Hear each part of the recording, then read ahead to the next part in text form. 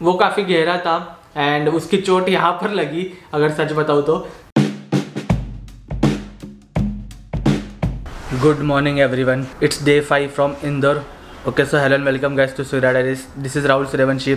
आशा करता हूँ कि आप सब लोग अच्छे हो, फिट हो। एज यू कैन सी मैंने ड्राई फिट मेरा पहन लिया है, तो आपको पता तो चल ही गया होगा कि आज हम यहाँ से मतलब इंदौर से अपने घर की तरफ डेट इज डोंबिवली राइड कर रहे हैं, which will be around 560 to 570 kilometres and according to Google map it will take around 11 hours, but शायद उससे ज़्यादा ही लग जाएगा क्योंकि बारिश एंड ब्रेक्स ये दोनों चीज होने वाली है। एंड ब्रेक से याद आया कि हमारा ब्रेकफास्ट आ चुका है। ओमकार ने आलू पराठा ऑर्डर किया एंड मैंने सैंडविच ऑर्डर किया था एंड ऑल्सो चाय भी आ चुकी है। एंड अब सबसे मेन चीज यानी कि वेदर अच्छा है फिलहाल, मतलब धूप नहीं है लेकिन बारिश भी नहीं है। ये देखिए रोड्स पूरे सूख गए हैं एंड यहाँ पर अगर आप देखो तो अभी सूर्य भगवान दिख रहे हैं, मतलब धूप है। कल रात को बैठकर हम दोनों ने पैकिंग की और अभी भी हमारी पैकिंग चली रही है। थोड़ा बहुत सामान जो था वो बचा हुआ था, तो ये रहा मेरा बैग, ये बैग एंड टैंक बैग भी मेरा हो चुका है। सिमिलरली ओमकार का भी टैंक बैग और जो पीछे का बैग है राइनॉक्स का वो भी हो चुका है ऑलमोस्ट पैक। राइड पे निकलना या राइड करना कोई खाने की बात तो नहीं है, स्पेशली एज अ व्लॉगर, क्योंकि गोप्रो चार्ज करना होता है, कैमरा तो चार्ज हो गया है, दोनों मोबाइल्स मेरे चार्ज करने हैं। द प्लान इज कि 9:30 बजे राइड स्टार्ट कर देने का। अब देखते हैं 9:30 को राइड स्टार्ट कर पाते हैं नहीं। होपफुली कि जब राइड स्टार्ट करूँ तब 1 घंटे तक तो बारिश ना हो, बाद में तो बारिश मिलने ही वाली है। फायदा भी अगर जाते जाते इस होटल के बारे में बात करूँ तो होटल बहुत ही अच्छा है, तारीफ करने लायक है। स्टाफ जो है वो बहुत फ्रेंडली है,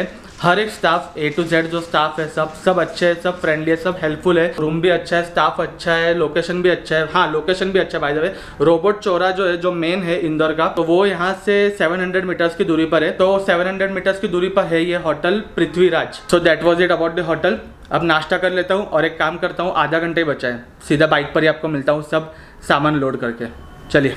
तो एज यू कैन सी हम दोनों की बाइक्स लोड हो चुकी है। मेरा पीछे बैग, टैंक बैग, ओमकार का भी सिमिलरली पीछे बैग, टैंक बैग। एंड जब परसों हमने उज्जैन के लिए राइड किया था तब मैंने एक्चुअली आपको बताया नहीं था, तो उज्जैन का हुआ था 123.8 किलोमीटर्स, मतलब हमारे होटल से लेकर उज्जैन एंड उज्जैन से लेकर hotel that is indoor is 123.8 kilometres. Bye the way this is the hotel from outside, hotel Prithviraj. शायद मैंने आपको डे 2 के वक्त भी दिखाया होगा। चलिए चाचा, थैंक यू हेल्प करने के लिए। चलिए। हाँ हाँ ज़रूर, थैंक यू। चलिए मिलते हैं वापस।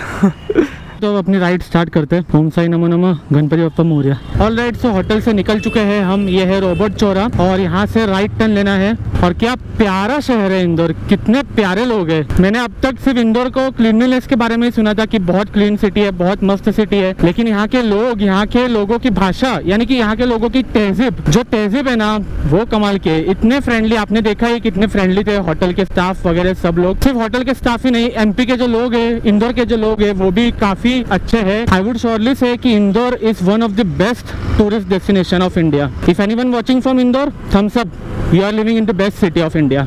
सो होटल से 4 किलोमीटर की दूरी के बाद एक राइट टर्न ले लिया and right now we are connected to the highway. ये हाईवे है NH52 and look how awesome the roads of Madhya Pradesh are. Rajasthan, Gujarat और अब मध्य प्रदेश भी ऐड कर दो, क्योंकि ये तीनों स्टेट्स के रोड मक्खन है। आप लोगों को देखकर और मुझे यहाँ पर राइड करके पता चल रहा है कि क्या क्वालिटी है रोड्स की।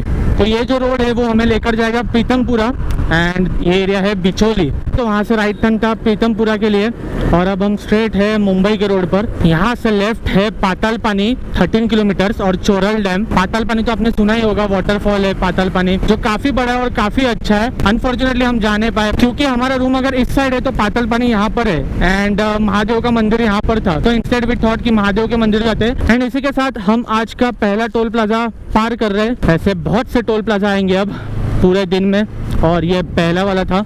आजकल ये ट्रिप A को मैं 0 पर सेट करने भूल जाता हूँ, मतलब थोड़े किलोमीटर्स चलाकर हो गए, आई गेस 20-25 किलोमीटर्स के ऊपर हो चुके हैं। एंड अब मैंने ट्रिप A 0 किया है। तो बिल्डिंग के नीचे जब हम पहुंचेंगे रात को तब 25 किलोमीटर्स ऐड कर देंगे ट्रिप A में और पता चल जाएगा कि कितने किलोमीटर्स आज कवर हुए हैं। बाय द वे आज के दिन का पहला घाट सेक्शन स्टार्ट होने वाला है और उस घाट का नाम है खाल घाट। जब हम इंदौर जा रहे थे तब भी वो घाट आया था, लेकिन तब मुझे पता नहीं था उसका नाम, मैंने ऊपर बोर्ड पर देखा नहीं था। डे 1 पर खाल घाट में पूरे ट्रैफिक जाम था ट्रक का। आज देखना होगा कि आज वहाँ पर ट्रैफिक है या रोड खुला हुआ है। वेल ये खाल घाट आपको दिखने में बहुत ही सिंपल घाट लगेगा, आपका दिल ललचाएगा इस घाट में स्पीड पकड़ने के लिए, लेकिन आपको स्पीड नहीं पकड़ना है। अगर आपने गलती से भी स्पीड पकड़ लिया और इन स्पीड ब्रेकर्स पर आपका कंट्रोल छूट गया तो यहाँ पर एक्सीडेंट भी हो सकता है। तो इसलिए सिर्फ ये घाट नहीं, मैं हर घाट के बारे में कहूँगा कि नॉर्मल रहकर नॉर्मल स्पीड में हर घाट क्रॉस कीजिए, क्योंकि मुझे पता है कि कोई कोई घाट है ना बहुत अपीलिंग होते हैं, जैसे कॉर्नरिंग होते हैं, ट्विस्ट एंड टर्न्स होते हैं, तो एक राइडर का दिल ललचा जाता है वहाँ पर। लेकिन आपको अपने दिल पर हाथ रखना है और उसे समझाना है, बेटा ऑल इज वेल, आराम से चला बाइक, कॉर्नरिंग देख के ललचा मत। स्पीड ब्रेकर भी ऐसे लगाए हुए हैं कि आप पूरे हिल जाओगे। अच्छी बात है वैसे तो। ये देखिए मेरे नीचे से जो नदी बह रही है वो है नर्मदा रिवर। जाते वक्त मैंने आपसे कहा था कि गोप्रो की बैटरी डेड हो गई थी, लेकिन अब आप देख सकते हो यह है नर्मदा रिवर और वो ब्रिज है टूवर्ड्स इंदौर, ये है टूवर्ड्स मुंबई। बारिश के कारण जो जल स्तर है वो भी ज्यादा है, इसके कारण बहुत कमाल का लग रहा है। और रूम से लेकर अब तक नॉन स्टॉप राइड किए जा रहा हूँ और टोटल हुए हैं यहाँ पर 91 यानी कि 111 किलोमीटर, मतलब 111 किलोमीटर नॉन स्टॉप राइड हुई है अब तक। बोर्ड की माने तो खारगोन करके एरिया है वो यहाँ से है लेफ्ट, एंड मुंबई है 498 किलोमीटर, यानी कि अपना घर 30 किलोमीटर कम पकड़ लीजिए।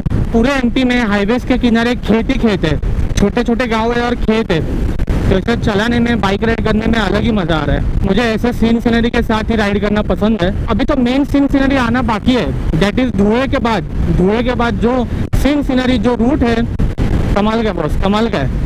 All right, so finally we have taken break. Petrol की अगर मैं बात करूँ तो पेट्रोल 900 रुपीज़ का पेट्रोल मैंने फिल किया है and the rate was 110 rupees. And just look at our bikes, riding jacket वगैरह सब निकाल के रख दिया है। यही हाईवे है, इसी हाईवे से स्ट्रेट जाना है। चलिए, तो ये एक अपडेट मुझे आपको देना था।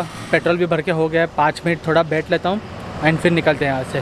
तो मस्त पेट्रोल फिल हो चुका है, as you can see almost full हो चुका है। 900 रुपीज़ का पेट्रोल फिल किया। तो इस रूट पे एक बात अच्छी है कि पेट्रोल पंप बहुत सारे हैं, ऑलमोस्ट 4-5 किलोमीटर की दूरी पर एक पेट्रोल पंप है। और मैंने सुना है कि नाइट में भी पेट्रोल पंप खुले होते हैं, तो अगर आप रात के वक्त इस रूट से ट्रैवल कर रहे हो तो रात को भी आप पेट्रोल फिल कर सकते हो, कोई दिक्कत नहीं है, कोई टेंशन वाली बात नहीं है इस रूट पर। बैंगलोर हाईवे पर वो एक टेंशन है कि बैंगलोर हाईवे पर पेट्रोल पंप रात में बहुत कम खुले होते हैं। लीजिए, तो बातें करते करते हम पहुंच चुके हैं महाराष्ट्र और मध्य प्रदेश के बॉर्डर पर। ये देखिए मेरे लेफ्ट साइड और राइट साइड में चेक पोस्ट है और अब हम एंटर करने वाले हैं Maharashtra. So goodbye Madhya Pradesh and welcome back to Maharashtra. जिंदगी में पहली बार मैं मध्य प्रदेश आया था और एक्सपीरियंस कमाल का रहा। मैंने जाते वक्त कहा था कि देखते 3 दिनों में क्या एक्सपीरियंस होता है, आपके साथ शेयर करता हूँ। एंड मैं सच में कहूँगा कि बहुत मस्त एक्सपीरियंस था। Yes, you can trust everyone, but 100 आम में से 1-2 आम खराब हो सकते हैं, लेकिन बाकी के 98 को आप दोष नहीं दे सकते। वैसे ये बहुत प्यारा स्टेट है, बहुत से आपको अच्छे लोग यहाँ पर मिलेंगे। अब तो पहली बार आया हूँ, अब तो शुरुआत हुई है, अब तो बार बार आना होता ही रहेगा यहाँ पर, क्योंकि अगर मुझे किसी स्टेट के रोड्स पसंद आ गए ना तो फिर मैं वहाँ पर बार बार चले जाता हूँ, जैसा कि आपने राजस्थान ही देख लिया। तो ये यहाँ पर भी बहुत जल्द आना हो जाएगा। घाट प्रारंभ, तो लीजिए एक और घाट में एंटर कर लिया है एंड मध्य प्रदेश बॉर्डर के नज़दीक है, तो इसलिए यहाँ पर भी घाट में स्पीड ब्रेकर्स लगाए हुए हैं। यूजुअली होते नहीं घाट में स्पीड ब्रेकर, शायद यहाँ पर बहुत लैंडस्लाइड्स होता है तो इसलिए साइड में बोर्ड लगे हुए हैं। इस लेन को क्या हुआ भाई, तभी मैं सोचूं घाट में इतनी ट्रैफिक क्यों है। सो अगर आप यहाँ से राइट टर्न लोगे तो शिरपुर सिटी आता है। फाइनली महाराष्ट्र का एक सिटी तो क्रॉस कर लिया, दैट इज शिरपुर। शिरपुर से सामने एग्जैक्ट 1 किलोमीटर के बाद टोल प्लाजा है और ये महाराष्ट्र का पहला टोल प्लाजा है जो पार करेंगे हम। टोल प्लाजा पे आप लिखा हुआ भी देख सकते हो, महाराष्ट्र एमपी बॉर्डर, धुए हाईवे। वेल प्लान तो ऐसा है कि धुए सिटी में ही खाना खाएंगे, दैट इज लंच करेंगे। And right now the time is, अरे घड़ी भी अंदर छुप गई है, I think the time would be around 2 o'clock, तो 2 बजे खाना खाने का सोचा ही था। एंड धुए सिटी यहाँ से 50 किलोमीटर की दूरी पर है। अब हमें तय करना पड़ेगा कि धुए सिटी जाकर खाना खाए या धुए से पहले ही खाना खा ले। And finally we have taken break. Almost हमने कवर कर लिए है 250 किलोमीटर। पेट्रोल पंप से लेकर यहाँ तक वापस हमने 110 किलोमीटर नॉन स्टॉप किए। And right now we are somewhere in hotel Shiv Sai. Dhule यहाँ से 15 किलोमीटर और दूरी पर है। यहाँ पर कुछ तो रोटी सब्जी खा लेता हूँ। By the way thanks to the weather धूप है ना, तो इसलिए अच्छे से राइड हो रही है। इंदौर जाते वक्त बीच में बारिश हो रही थी, तो इसलिए वो राइड बहुत ही डिफिकल्ट हो गया था, डिफिकल्टी लेवल बढ़ गई थी। धूप में राइड करना इतना कुछ परेशानी नहीं है। यस, थोड़ा हीट होता है, बट अदर देन दैट कुछ इशू नहीं होता। क्या बोलते हैं भाई, कैसी रहे तेरी राइड? अच्छी चल रही है। 250 किलोमीटर एकदम मस्त हुए ना? एकदम मस्त। पता नहीं क्यों घर जाते वक्त हमारा राइड जो है वो फटाफट हो जाता है। अगर मैं आपको हिस्ट्री बताऊँ तो कोल्हापुर 6 घंटे में हो गया था, 350 के ऊपर था। उदयपुर भी 14 आवर्स में हमारा हो गया था और ये राइड भी 250 किलोमीटर ऑलमोस्ट 4 घंटे में हो गई ये भी राइड। तो अगला जो पार्ट है यानी कि वो भी जल्दी हो जाएगा। Right now bye the way right now the time is 2:20 PM। 3 बजे तक यहाँ पर रुकते हैं, खाना वगैरह खाकर थोड़ा लेट जाते हैं, आराम करते हैं। एंड ये जो खटिया है ना, ये खटिया देख कर नींद भी आती है, मतलब नींद ना भी आ रही हो ना, यहाँ पर बैठ के ऐसा लगता है कि बैठे ही रहे या सो जाए। यस, तो बस खाना आ जाए एंड फिर वापस स्टार्ट करते हैं अपनी राइड।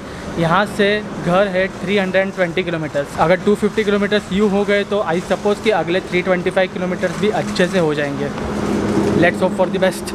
चलिए, तो हो गया अच्छे से खाना। मस्त चने की सब्ज़ी और रोटी मंगाई थी और खाकर हो गया, पेट भर गया। अब बाहर से अगर आप देखोगे तो होटल इतना अच्छा नहीं दिखेगा, लेकिन अंदर का खाना बहुत अच्छा था। तो अब राइड कंटिन्यू करते हैं। गर्मी बहुत है बाय द वे, एक परफेक्ट टेम्परेचर नहीं मिलता कहीं भी, यही प्रॉब्लम है। एक तो होती है तो एकदम एक्सट्रीम हीट, वरना एक्सट्रीम बारिश। मतलब भगवान कहते हैं बेटा राइड करना है तो एकदम धूप में कर, नहीं तो राइड करना है तो बारिश में कर। ठीक है, धूप चल जाएगा, कम से कम विजिबिलिटी तो होती है। बारिश में विजिबिलिटी कम हो जाती है, रिस्क बढ़ जाता है, तो इसलिए चल जाएगा धूप। अब क्या करे। एज द बोर्ड से Nashik is 180 kilometres and Mumbai is 360 kilometres. 3 बजे मैं धुले में हूँ, तो अब देखते हैं नासिक कितने बजे तक पहुँचता हूँ। ये ट्रक के पीछे देखिए क्या लिखा है, जलने वाले जलते हैं, जलना उनका काम है, जला जला कर राख कर दूंगा, प्रकाश मेरा नाम है। वाह भाई वाह Prakash. Just look at the odometer, 10,000 kilometres completed. हमारे कावासाकी निंजा 300 के 10,000 किलोमीटर्स पूरे हुए। ढिंडोरा पिड्डो मामा जी, मेरा जस्ट अभी ध्यान गया, वरना मैं 10,000 पर रुका था और अच्छे से व्लॉग करता, लेकिन अब 10,003 किलोमीटर्स हो गए। 10,000 किलोमीटर्स में से 9,000 किलोमीटर्स प्योरली बाइक सिर्फ राइड के लिए यूज हुई है। अगर शॉर्ट राइड, लॉन्ग राइड ये सब पकड़ू तो वो आराम से 9,000 किलोमीटर्स हुआ रहेगा। 90% ऑफ द बाइक हमारी राइड्स पर यूज हुई है। बताइए कितना अच्छा लग रहा है। सोचो इतना घूमना हो गया इस बाइक पर। सच में बहुत सारी यादें हैं इस बाइक के साथ मेरी। डिलीवरी लेते समय मैं सोच रहा था मैं यहाँ पर राइड करूँगा, वहाँ पर राइड करूँगा, ऐसे जगह जाऊँगा, वैसे जगह जाऊँगा। थैंक गॉड, भगवान का शुक्रिया अदा करना चाहता हूँ कि वो सभी सपने पूरे हो रहे हैं। जहाँ जहाँ मैंने सोचा था, जिस तरह के लॉन्ग राइड्स मैंने सोचे थे, वो सब पूरे हो रहे हैं मेरे। सचमुच यार अच्छा लग रहा है। अभी तो जस्ट एक माइलस्टोन क्रॉस किया है, अभी तो बहुत करने हैं मेरे दोस्त। ऐसा लग रहा है मुझे कि शायद मैं मालेगांव पहुंचने वाला हूं। अगर कहीं पर बोर्ड दिख जाए तो कंफर्म भी हो जाएगा, लेकिन आसपास का एरिया देखकर ऐसा लग रहा है कि यस मैं मालेगांव पहुंच गया हूं। एक बार नासिक पहुंच गया ना तो मुंबई यूँ आ जाता है। नासिक से कसारा का जो पैच है वो कब निकल जाता है पता ही नहीं चलता। फिर कसारा से कल्याण तक का जो रोड है वो थोड़ा बोर होने लगता है, बट ठीक है, शायद वो हम अंधेरे में ही पार करेंगे ऐसा मुझे लग रहा है। उस पैच पर बोर होने का मेन रीजन ये है कि मैंने वहाँ पर इतने शॉर्ट राइड किए हैं। मतलब पकड़ लो कसारा से मेरा घर, मैंने इतने शॉर्ट राइड किए हैं कि मैं वो रोड पर बाइक चला कर अब बोर हो चुका हूँ। मतलब कसारा के आगे मुझे मजा आता है। 1-2 साल पहले कसारा से लेकर डोंबिवली में हर महीने राइड करता था, ऐसा सिचुएशन था। और अब देखिए इस हाईवे पर साल में एक बार आना होता है। लेकिन जो नासिक के आगे वाला पैच ना वो कमाल का है, तो इसलिए मैंने अभी कह दिया कि मैं वापस इस रूट पर जरूर आऊँगा। कब आऊँगा पता नहीं, बट आऊँगा। एक और बार हम पहाड़ियों में आ चुके हैं। मेरे राइट साइड में जो है वो पूरा शहर और कोई तो लेक है शायद, वो पूरा व्यू मिल रहा है मुझे यहाँ से। I am pretty sure GoPro में तो वो नहीं दिख रहा होगा। ये जो पहाड़ियाँ, ये जो व्यू है, ये चांदवड़ से 7 किलोमीटर पहले है। मतलब यहाँ से चांदवड़ जो है वो 7 किलोमीटर है और ये पूरा पहाड़ियों के बीच में है ये रास्ता। जब आप यहाँ से ट्रैवल करोगे ना तो आपको ये घाट जैसा लगेगा ही नहीं। घाट थोड़ा थ्रिलिंग होता है, कर्व्स होते हैं, वैसा कुछ है नहीं ज़्यादा यहाँ पर। ओहो, सामने तो देखिए अचानक से इतने डार्क ग्रे क्लाउड्स कहाँ से आ गए क्या पता। अब तक तो धूप था मस्त, लेकिन ये देखिए बहुत जोर से बारिश होने वाली है। ऐसा लग रहा है कि 70% राइड धूप में हुई और जो रिमेनिंग 30% है वो शायद बारिश में होने वाली है। अब सबसे पहले तो मुझे पेट्रोल भरना है, तो सबसे पहला पेट्रोल स्टॉप होगा, या फिर अगर बारिश स्टार्ट हुई तो फिर रेल लाइनर पहनने रुक जाऊंगा। बॉस अभी पीछे जो बारिश हुई थी, बाप रे बाप क्या बारिश थी बॉस। मैं एक फ्लाईओवर पर था और वहाँ पर एकदम पानी भरा हुआ था और मेरा ध्यान नहीं था, मैं 60-70 के स्पीड पे था, तो वो पानी पूरा मेरा सर के ऊपर से गया और कम से कम 4 से 5 सेकंड के लिए मुझे सामने का कुछ दिखाई नहीं दिया। इतने हाइट के ऊपर से चला गया मेरे पानी। क्योंकि ऑनेस्ट मेरी फट गई थी तब। मेरा बैलेंस अच्छा था, मेरा कंट्रोल अच्छा था, इसलिए मैं गिरा नहीं, वरना कुछ ना कुछ हो जाता। आप सोचिए मतलब मेरे सर के ऊपर से पानी जा रहा है तो कितना पानी जमा होगा वहाँ पर। इसलिए मैं हमेशा कहता हूँ कि बारिश में राइड करना बहुत डिफिकल्ट है। मैं ये बार बार कहता हूँ, लगातार कहता हूँ कि मुझे राइडिंग का बहुत सालों से एक्सपीरियंस है, तो इसलिए मुझसे ये सब सिचुएशन कंट्रोल हो जाते हैं। लेकिन अगर गलती से कोई नया बंदा भी मेरे साथ राइड कर रहा होता ना तो वो पक्का गिर जाता। सुबह जब मैं राइड कर रहा था तब मैंने सोचा कि मस्त आप लोगों को सनसेट दिखाऊंगा, व्यू अच्छा होगा, लेकिन नहीं, वेदर को तो चेंज होना ही था। देखिए अब सनसेट का टाइम हो चुका है, द टाइम इज 6:30 PM, लेकिन वेदर जो है वो क्लाउडी है तो इसलिए सनसेट मिस हो गया हमारा। कोई बात नहीं, अब ये रूट तो मैंने आप लोगों को बहुत बार दिखा दिया है, बहुत बार हमारा आना जाना हुआ है इस रूट पर। वैसे भी अब रात हो जाएगी तो कुछ ज्यादा रोड तो मैं आप लोगों को दिखा नहीं पाऊंगा। तो right now I am somewhere near Ghoti और इगतपुरी यहाँ से 20 किलोमीटर की दूरी पर है। Alright everyone, so I have cross the पड़गा toll plaza. Actually क्या हो गया कि मेरा और ओमकार का कनेक्शन ही टूट गया, तो हम दोनों आगे पीछे चल रहे थे, लेकिन कसरा घाट में बहुत तेज बारिश थी, तो इसलिए मैं ओमकार के लिए यहाँ पर रुका हूँ। Right now the time is 8:50 PM। Nashik के बाद बहुत ही ज्यादा भारी बारिश है। ये ट्रिप का डे 1 से लेकर डे 5 पूरा बारिश में ही चला गया। ऑलराइट, सो अभी मैंने देखा कि ओमकार ने ऑलरेडी मैसेज कर दिया था। उसने लिखा था कि वेट करने से अच्छा घर पर चला जाए भाई। क्या पता अब ओमकार कहाँ है, मेरे आगे है या मेरे पीछे, वो भी नहीं पता मुझे, नहीं तो मैं वेट करता, बट उसका मैसेज आया था। So I think I should go. घर पर जाकर ही अब उसको कॉल करता हूँ। ओके, सो अब आप सोचेंगे कि इतना बड़ा ट्रांजिशन कैसे हुआ, यानी पड़गा टोल नाका से लेकर डायरेक्ट घर का ट्रांजिशन। वेल, आपको मैं आप अच्छे से और एकदम विस्तार में बताता हूँ कि जो आपने लास्ट क्लिप देखा उसके बाद क्या हुआ। बाय द वे, आज डेट है 28 सितंबर, यानी कि मैं कल राइड कर रहा था 27 को, और कल मैं घर पर रात को 10 बजे पहुंचा। जो मुंबई, थाने या डोंबिवली, कल्याण से देख रहे हैं उनको पता होगा कोंडगांव क्या है। कोंडगांव से 2 किलोमीटर पहले एक बहुत ही बड़ा पॉटहोल आया। उस पॉटहोल से मेरी बाइक गुजरी।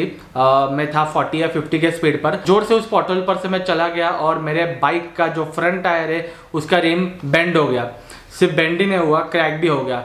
तो इसलिए ये जो मूड है वो थोड़ा ऑफ है इसकी वजह से। By the way, rim tubeless tyres को होते हैं और रिम बेंड हो जाए तो वो लोकली ठीक भी किया जा सकता है। वो परमानेंट सॉल्यूशन नहीं है जो लोकली ठीक होते हैं वो, लेकिन चल जाता है, टेम्परेली चल जाता है। एक्चुअली क्या हुआ कि मेरा रिम जो है वो ही क्रैक हो गया। तो टायर में आप अगर एयर डालते भी हो तो वो लीक हो जाता है। एंड जहां पर ये इंसिडेंट हुआ वहां से लेकर मेरा घर वॉज अराउंड 30 किलोमीटर्स। तो 30 किलोमीटर्स में 10 के स्पीड पर घर तक पहुंचा। आगरा एक्सप्रेस हाईवे का प्रॉब्लम यह है कि कोई भी मैकेनिक शॉप नहीं होते रात के 8 बजे के बाद, कोई भी गैरेज वाले ओपन नहीं होते। तो कोंडगांव तक मैं कैसे तो आ गया था। कोंडगांव वॉज 3 किलोमीटर्स, तो 3 किलोमीटर्स में आ गया। लेकिन जब मैंने कोंडगांव में लोकल मैकेनिक्स को, लोकल गैरेज को दिखाया, तब उन्होंने मुझे दिखाया कि आपका रिम बेंड नहीं हुआ है, इनफैक्ट आपका रिम क्रैक हो चुका है। अगर बेंड होता तो वो कर भी देते, लेकिन रिम क्रैक हो चुका है तो उसका सॉल्यूशन एक ही है कि आपको बाइक जो है वो शोरूम में देनी पड़ेगी। And I was like, oh my god यार, यही होना बाकी था। मतलब जाते वक्त कोंडगांव में ही मेरी बैटरी डेड हो गई थी और घर आते वक्त बराबर कोंडगांव से 3 किलोमीटर पहले ही मेरा रिम क्रैक हो गया। तो मैं सुबह एंजन कावासाकी शोरूम गया था जो जोगेश्वरी में है, और वहां पर मैंने मेरे बाइक दे दी है। तो ऑलमोस्ट 10 से 12 दिन मेरी बाइक जो है वो कावासाकी शोरूम में ही होगी। नया रिम ऑर्डर करेंगे, फिर लगाएंगे एंड ऑल, तो उसको 10-12 दिन लग ही जाएंगे। अब इसके बीच में कहना चाहूंगा कि मुझे यहाँ पर पैसे का कोई इशू नहीं है या किसी चीज का इशू नहीं है। इशू एक ही है, वो है पॉटहोल्स। महाराष्ट्र एंटर करते ही इतने पॉटहोल्स है, इतने गड्ढे, इतने स्पीड ब्रेकर्स है। अगर मैं ब्रीफली कहूँ तो मेरा एक ही सजेशन होगा, avoid Mumbai Agra national highway. कुछ महीनों के लिए अवॉइड कीजिए। अगर एकदम ही इमरजेंसी है तो यूज कीजिए, तो जाइए, लेकिन संभल कर जाइए। लेकिन अगर आप सिर्फ फन के लिए जा रहे हो, ब्रेकफास्ट राइड के लिए जा रहे हो, शॉर्ट राइड के लिए जा रहे हो, वहां पर कोई डैम विजिट करने जा रहे हो, तो मत जाओ। Don't use Agra highway. बाकी आपकी चॉइस है। मैं जस्ट वहां से जाकर आया हूँ और मेरा रिम बेंड करके आया हूँ, तो इसलिए मैंने ये सजेशन दिया आप लोगों को। अब आते हैं राइड की तरफ। राइड तो एकदम चुम्बेश्वर रही। मध्य प्रदेश के जो रोड्स है, मैं कहना चाहता हूँ राजस्थान, गुजरात एंड मध्य प्रदेश के roads are awesome. Weather was awesome till Chandwad. Chandwad के बाद बारिश स्टार्ट हुई एंड नासिक के बाद तो झमाझम बारिश थी। कसरा घाट में तो पूछिए मत, इतनी बारिश थी। ऑब्वियसली सितंबर के महीने में मैं निकला था राइड करने, तो बारिश तो काफी ज्यादा होगी, लेकिन इतनी ज्यादा होगी ये सोचा नहीं था। मानो ऐसा लग रहा था कि मैं 27 सितंबर को नहीं, 27 जुलाई को राइड कर रहा हूँ, इतनी बारिश थी। And Indore city, what a beauty man, क्या शहर है इंदौर। मैंने बिल्कुल भी सोचा नहीं था कि इतना कमाल का शहर होगा इंदौर। उदयपुर के बाद अगर मुझे कोई सबसे ज्यादा सिटी पसंद आई है तो वो है इंदौर। वहाँ की लाइफस्टाइल, वहाँ के लोग, वहाँ के लोगों की तहजीब, वहाँ के रोड्स, वहाँ का वेदर, किसी भी चीज के बारे में बात कर लो, बहुत औसम है इंदौर सच में। इंडिया एंड में यही कहना चाहता हूँ कि बैटरी का इशू हो या रिम बैंड हो, कुछ भी हो, लेकिन ये जो राइड थी वो बहुत ज्यादा यादगार थी। राइड स्टार्ट करने से पहले, यानी कि संडे की शाम को जब हम 56 गली पर बैठे हुए थे मैं और ओमकार, तब हम यही बात कर रहे थे कि ये राइड जो है वो हम दोनों की सबसे यादगार राइड होगी। हम दोनों ने सोचा नहीं था कि इतने सीनरीज होंगे, इतना ज्यादा मजा आएगा एंड बहुत सी चीजें हैं जिसकी वजह से ये राइड जो है हमारी ज्यादा मेमोरेबल हुई। आई होप कि आप लोगों ने भी जरूर एंजॉय किया होगा मेरा इंदौर एंड उज्जैन वाला ये सीरीज। अगर आपने अब तक इंदौर सीरीज देखा नहीं है तो आई बटन में कहीं तो प्लेलिस्ट आ रहा होगा, वो जाकर देख लीजिए। डे 1 से लेकर डे 5 पूरा देख लीजिए, आपको भी इंदौर सिटी और उज्जैन सिटी बहुत पसंद आएगा। अगर मैं पेट्रोल के कॉस्ट के बारे में मेंशन करूँ तो मैंने हर बार हर वीडियो में बताया है कि मैं कितने का पेट्रोल फिल कर रहा हूँ एंड कहाँ कहाँ पेट्रोल फिल कर रहा हूँ। तो अगर आपको पेट्रोल का कॉस्ट जानना होगा तो डे 1 से लेकर डे 5 तक देख लीजिए वीडियो, आपको पता चल जाएगा कि कितने का पेट्रोल लगा है इस पूरे ट्रिप में। इसी के साथ ये वीडियो और ये ट्रिप खत्म करने का वक्त आ चुका है। हर ट्रिप के बाद मैं कहता हूँ कि बहुत ही नॉस्टैल्जिक हो रहा हूँ मैं, बहुत ही दुखी हो रहा हूँ मैं। ये ट्रिप भी खत्म हो गई, बट कोई बात नहीं, जब एक ट्रिप खत्म होती है तब दूसरी ट्रिप स्टार्ट होती है। वो जानने के लिए बने रहिए, चैनल को सब्सक्राइब कीजिए। फिलहाल आई think I should and my video over here guys. Thank you guys for watching this video. Do like and subscribe to Surya Diaries for more such traveling videos. Goodbye, take care, be happy, keep traveling. और जिनको ये लग रहा होगा कि rim band हुआ है या रिम क्रैक हुआ है तो कितने का खर्चा हुआ कावासाकी का, वो अभी तक मुझे भी नहीं पता। मैं भी शायद जब नेक्स्ट वीडियो बनाऊंगा तब उसमें मैं मेंशन कर दूंगा। Till then take care, good bye, शब्बा खैर। चलिए मिलते हैं अगले ट्रिप में।